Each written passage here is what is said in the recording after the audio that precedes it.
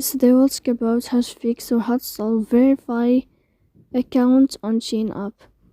To know how to fix or how to solve verify account on Shein app, should just go to settings. Here you can click on apps, default apps, app settings. Then this list will enter to the window or to the app of Shein app, and you can click. Here in this page you will enter to first stop and you can click OK. Here we'll enter to the window of storage. Then you can click clear cache.